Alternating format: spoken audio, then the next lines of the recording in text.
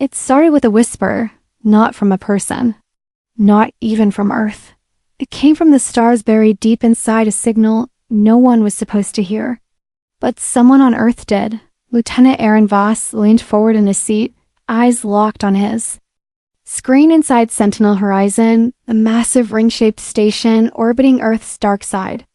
Outside the station, the planet spun quietly, clouds drifting over blue oceans.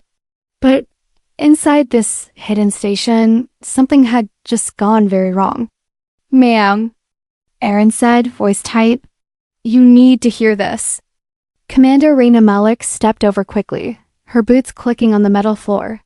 She was tall, sharp-eyed, and calm even in situations like this. "What is it?" Aaron tapped a few keys. The signal played again, scrambled and faint but. The translator kicked in just enough. A robotic voice read the message aloud in English. "Target, Sector 9 Blue, status, primitive. Resistance, none expected. Cleansing to begin in 96 hours. Raina froze. Sector 9 Blue ... double quotes, her face paled. That was Earth's zone in galactic coordinates. Where did this come from? She asked. It bounced off a deep space relay alien tech, unknown origin. It wasn't meant for us. But we caught it.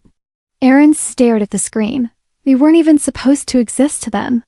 Raina moved quickly. She activated the secure line to Earth's high command. "Priority alert," she said. "Unknown. Hostile fleet incoming. Time to contact. 4 days." The call connected with the war room beneath Earth's surface.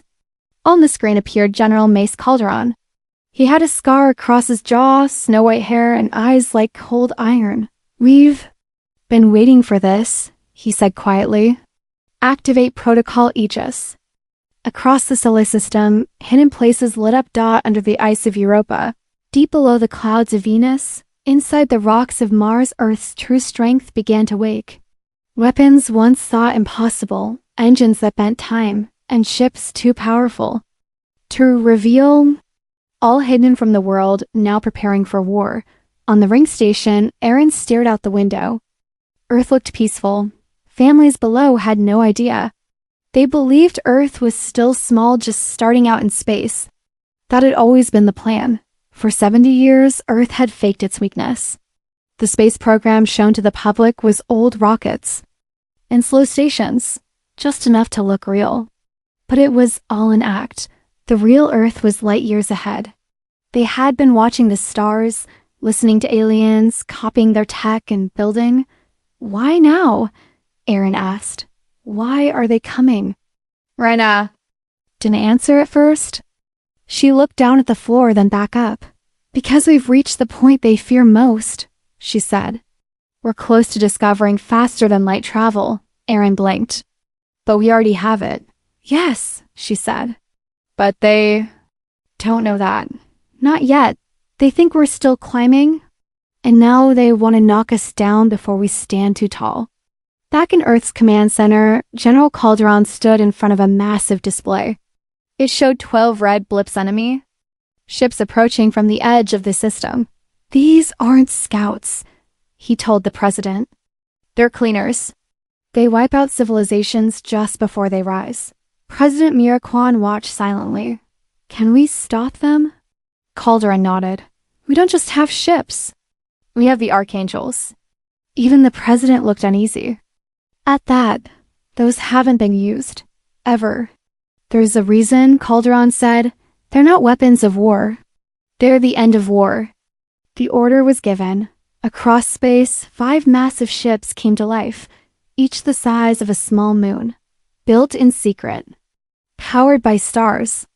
Their names were simple: honor, silence, vigilance, mercy, and deception. No alien had ever seen them. Back on Sentinel Horizon, the whisper from space stopped. But a new one began. A louder one. Aaron looked up. "Commander, we've got another signal. Not from deep space. From inside the system." Raina turned slowly. "From where?" Aaron swallowed. "From the fleet, the one coming for us." He tapped a key. The message played. This time, the translation came through clean. To the planet known as Earth, surrender your skies, your waters, your worlds. We will arrive in 4 cycles. Refuse, and your sun will be darkened. Reyna clenched her jaw. So they think we're still sleeping. Aaron looked at her. What do we do now? She turned toward the warship bay. Lights blinked across the ring station. We don't sleep anymore, she said. We wake up. And somewhere far beyond the moon, one of the Archangel's deception opened its eyes. Asterisk, the Archangel deception moved without sound. It rose from behind Neptune, where it had slept for decades, beneath a curtain of gas and shadow. Its hull was black, smooth, and alive with hidden systems. It looked like nothing built by human hands, because it wasn't made for humans to see. Inside the ship, Captain Elia Monroe stood still, hands behind her back, watching the stars through the curved glass window of the command deck. Her uniform was plain light blue with no rank symbols. That was the point. Deception was built to appear small and harmless on the outside. To the enemy, it would look like a science vessel. Just another helpless crew from a planet that hadn't even left its own solar system. She heard the footsteps behind her. Her second-in-command, Lieutenant Mara Lynn, stepped up. Ship's power is stable. Cloak is holding. We are invisible to their scans. Elia nodded once. And the signal? Mara pointed to the console. They're listening, just like we planned. The crew of 20 aboard Deception were not ordinary soldiers. They had trained in secret for years. They spoke 6 alien languages. They knew the enemy's customs, behavior, tactics. Every crew member could act, could lie, could cry on command if needed. Their job was simple. Make the enemy believe Earth was weak, make them feel strong, let them come close, and then break them. Elia turned to her crew. You've all read the profiles. You know who's coming? You've seen what they did to the Heron, the Talvins, the Rue. Faces hardened around the room. No one needed reminders. The Harvesters erase planets. They don't negotiate. They don't show mercy. They don't leave survivors. But this time, she paused. They picked the wrong world. Mara nodded.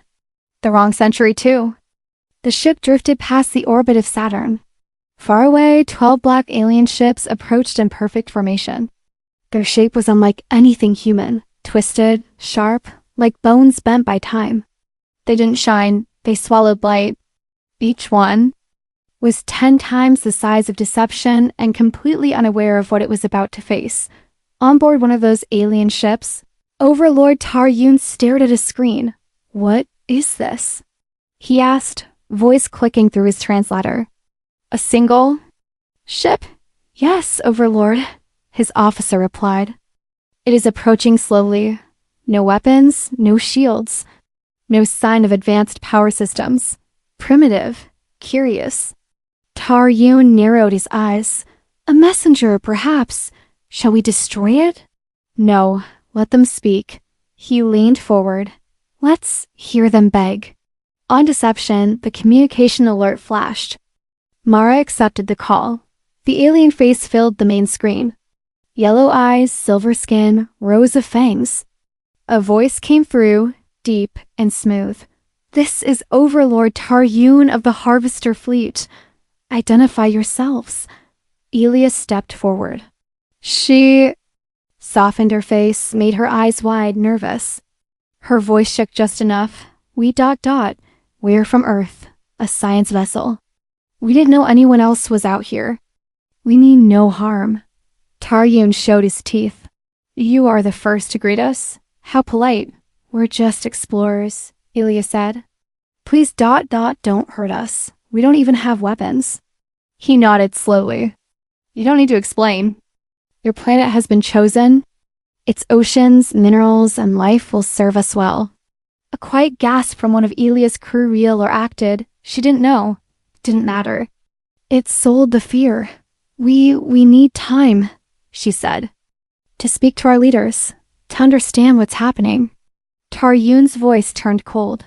You have 3 Earth hours. After that, we begin extraction.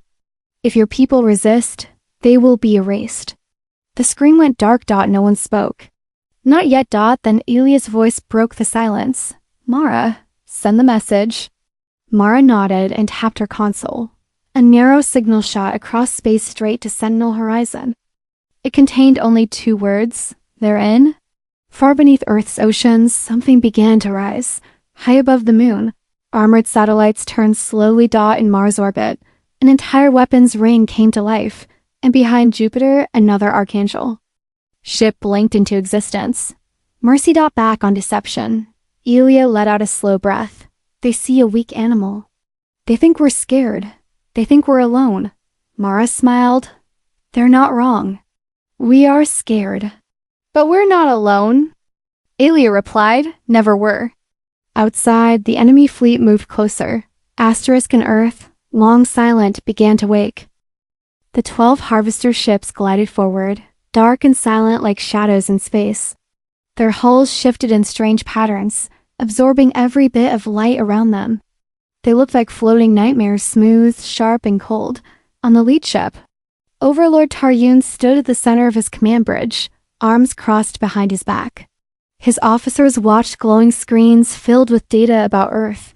The readings showed old satellites, slow rockets, and a few small stations. The technology looked like something from a forgotten age. Taryun's lips curled. Still crawling. Still blind. They've barely scratched orbit. One officer nodded. Their small ship approached, claimed to be peaceful. They're frightened. Confused, just as expected. He walked slowly across the bridge, claws tapping on the metal floor.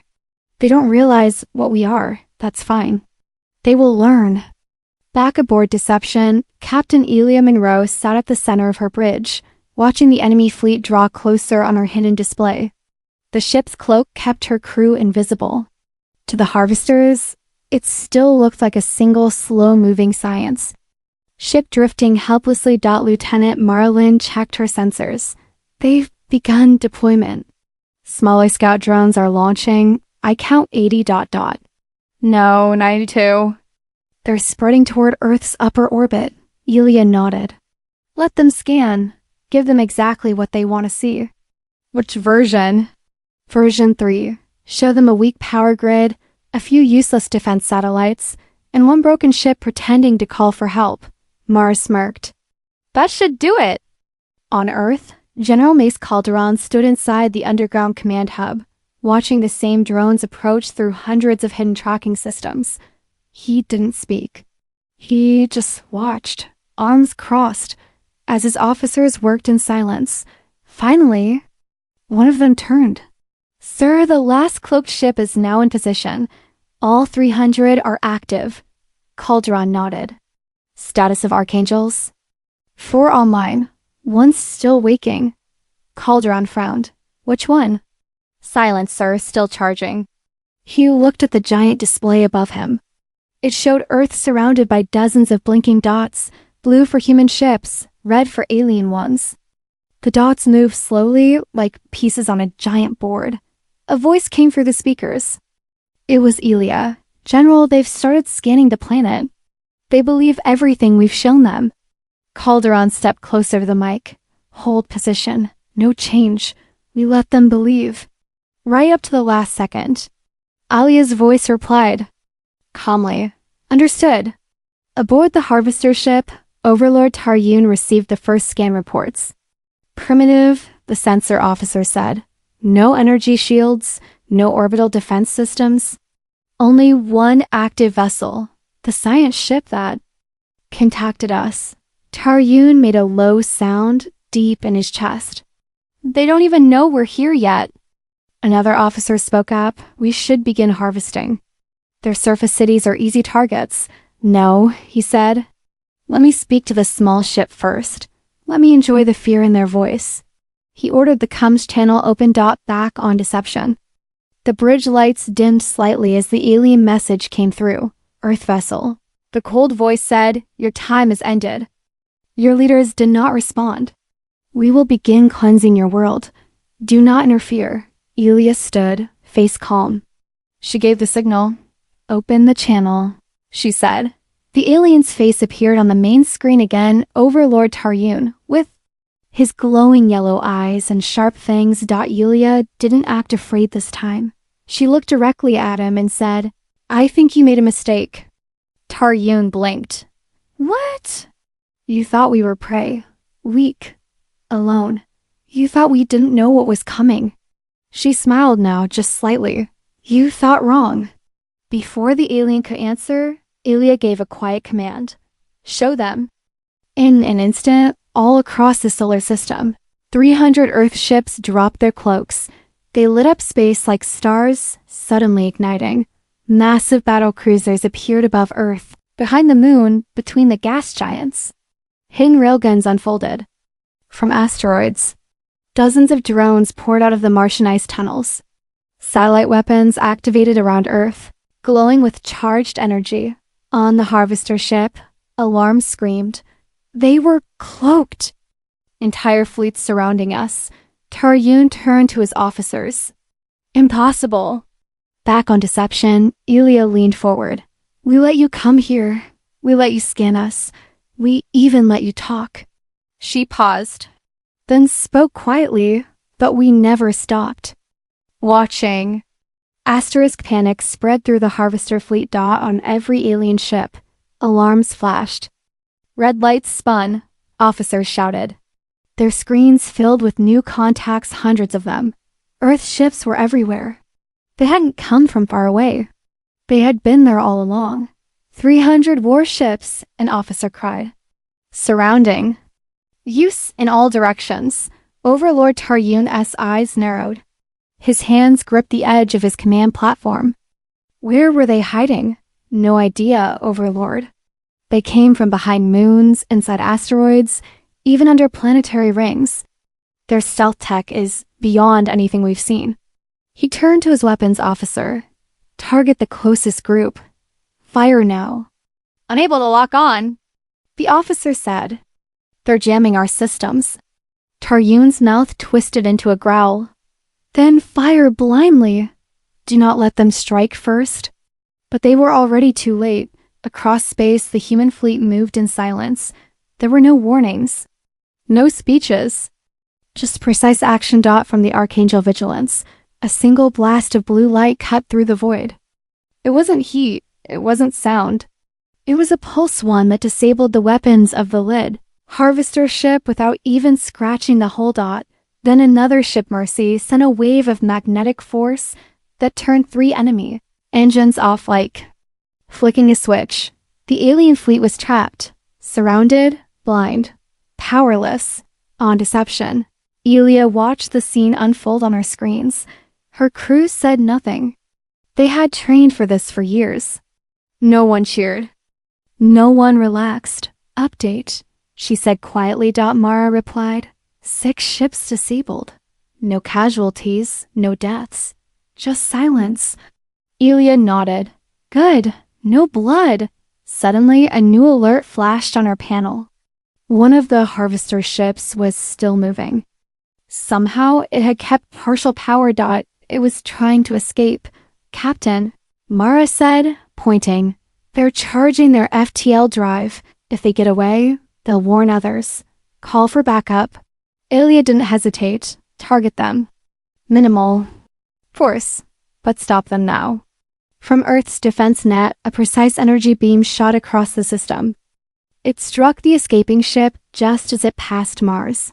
The blast didn't destroy it, but it froze the ship in place.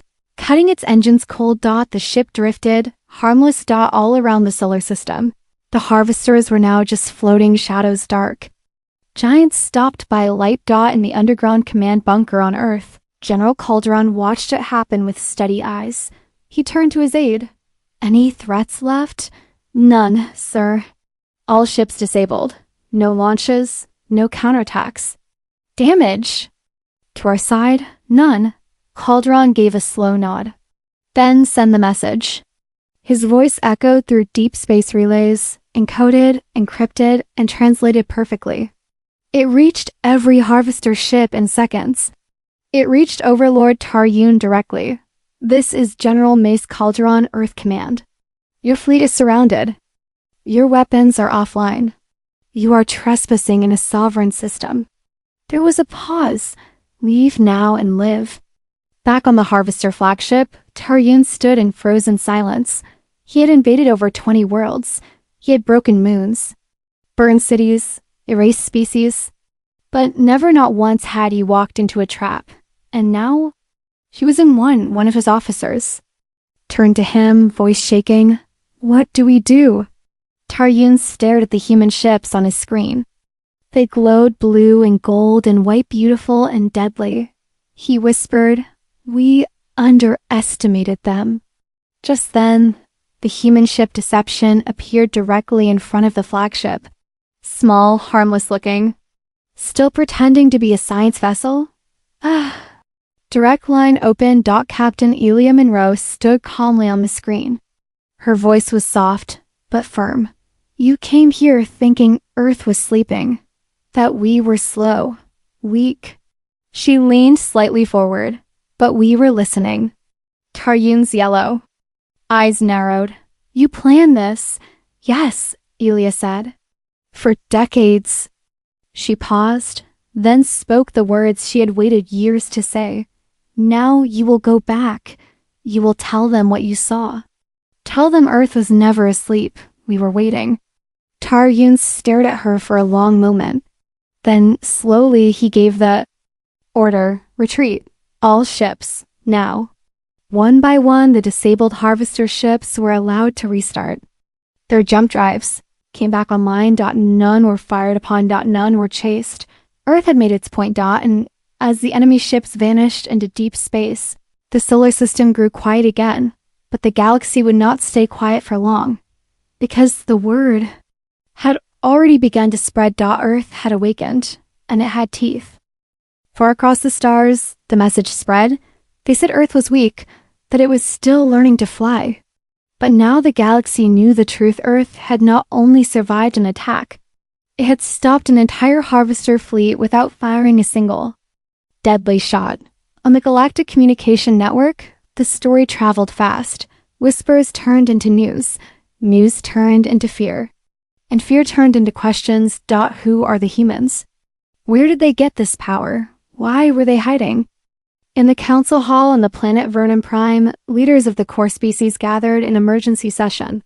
The chamber was massive, with tall glass walls and a ceiling filled with starlight.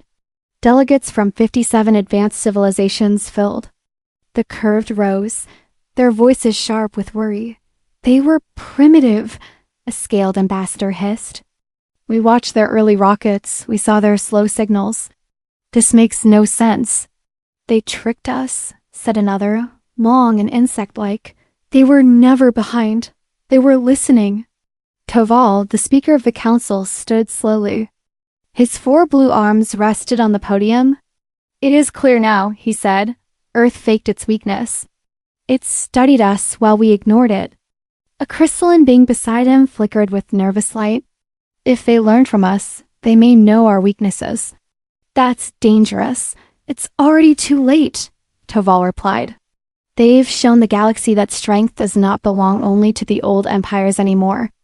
Back on Earth, Dr. Renimani stood in the mission room at Unity Command, watching the same signals cross her screen.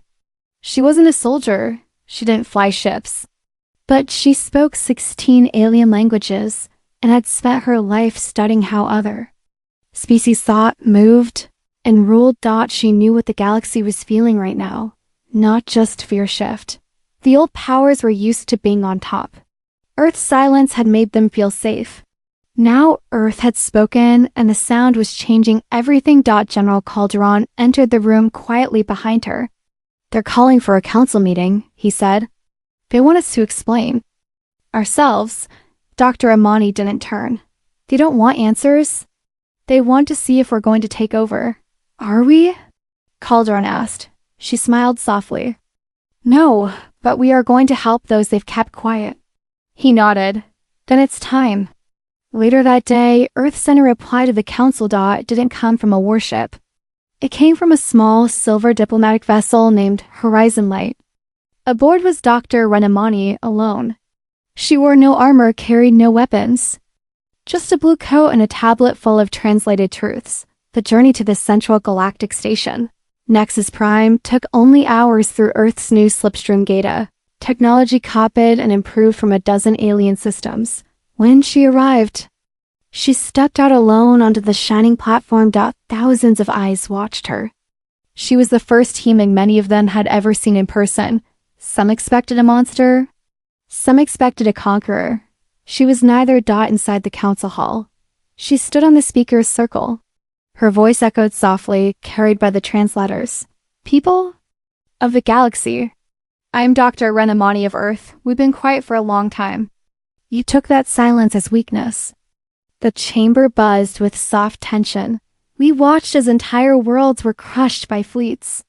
We heard the cries of the Ru, the Talvins, the Natari. You call them client species. We call them neighbors. One delegate from a rich empire spoke up angry. You have no right to interfere in galactic order. Ren met his eyes. Then you admit what that order is: domination. Gasps filled the room. We did not come here to rule, she continued, but we will not sit by while others are broken. Earth will defend those who cannot defend themselves. With technology, with ideas, and, if needed, with force. She paused, then added quietly, we prefer peace, but we will not beg for it. The room fell silent. At that moment, across the galaxy, Earth's ships were already moving, visiting forgotten colonies, delivering medicine, offering power generators, teaching old enemies that freedom didn't mean chaos. It meant choice, and every world that chose to join Earth's protection was one less the old empires could control. Earth wasn't conquering. It was changing the game. Asterisk. Captain Elia Monroe stood at the edge of a dry valley on the planet Cerna. The wind blew fine red dust around her boots. In front of her, a group of Cernans waited, their eyes full of fear and curiosity.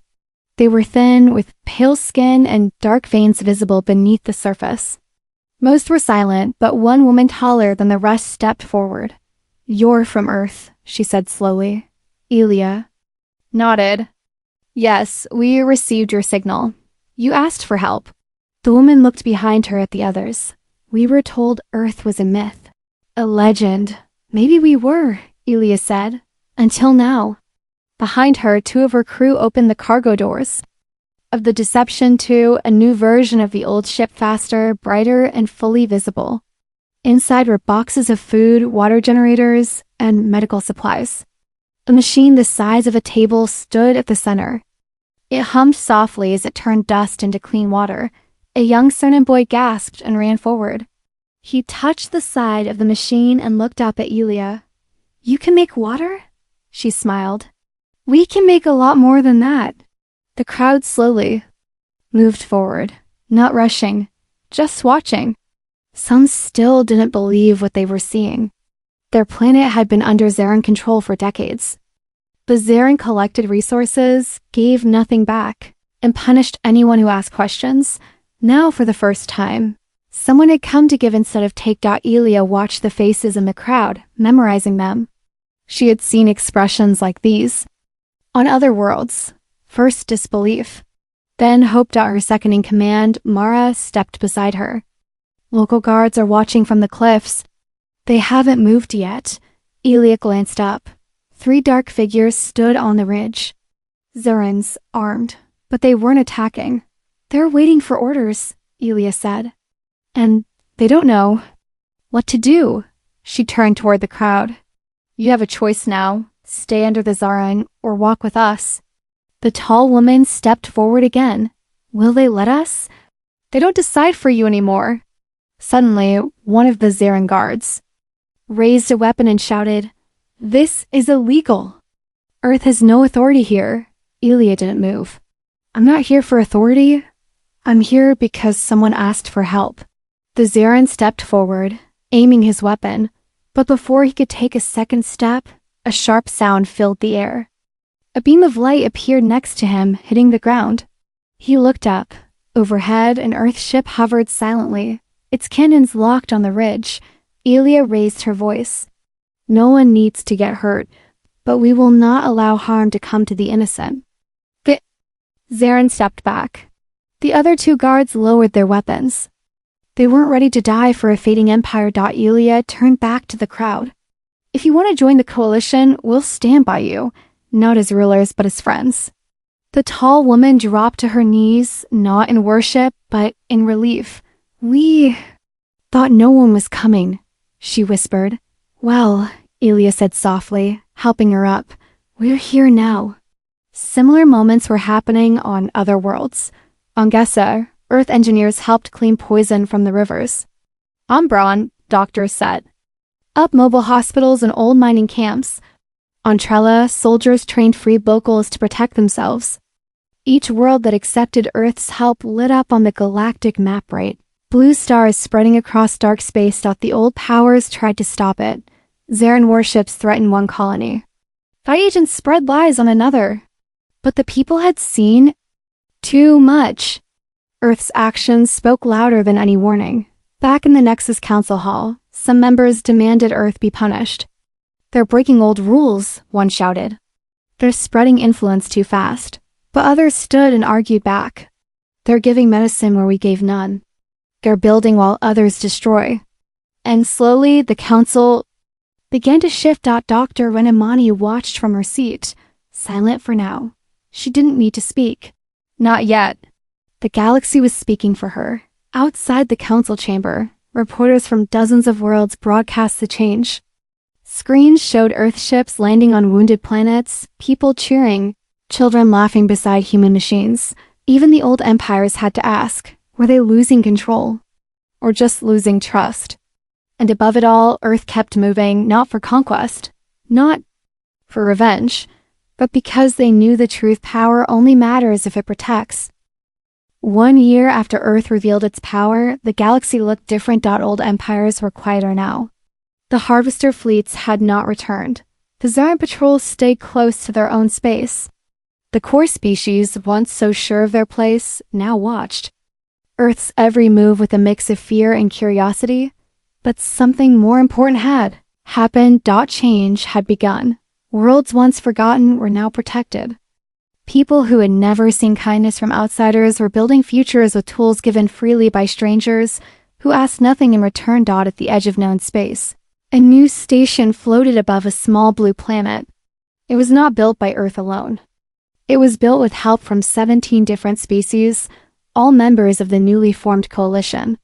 The station was called Unity Gate. Inside, leaders from across the galaxy had gathered. The station's great hall was wide and open with clear walls that showed the stars spinning slowly beyond. No gold thrones, no guards with weapons. Just simple seats. Equal for everyone. Captain Elia Monroe stood near the back. Dressed not in a uniform but in a plain coat, like a traveler. She was here only to watch. Her missions were over. Others were leading now. Beside her stood Lieutenant Mara Lynn. They said we'd never make it. Mara whispered. They still don't want to believe it, Elia replied. On the stage, Dr. Renamani stepped forward. She looked older now. Her eyes were tired but steady. She had spent the last year traveling, speaking, convincing others. Not with fear, but with truth. She raised her voice. Many of you once believed Earth was sleeping, that we had nothing to offer, that we were behind, that we were too small to matter. She paused, letting her words echo. You were wrong. But not because we're special, not because we're better. You were wrong because you judged us too soon. You saw silence, and you called it weakness. You saw patience, and you called it fear. She looked out over the crowd, aliens of every shape and size. But what we did not do alone. Every world that stood up. Every person who chose freedom, every voice that asked for help, and every hand that offered it, you are the reason we're here. A soft hum of agreement moved through the room. We didn't build the coalition to rule, Ren continued. We built it so no one would ever have to fight alone again. There was no applause. No cheers, just a deep silence. One that meant people were listening behind her.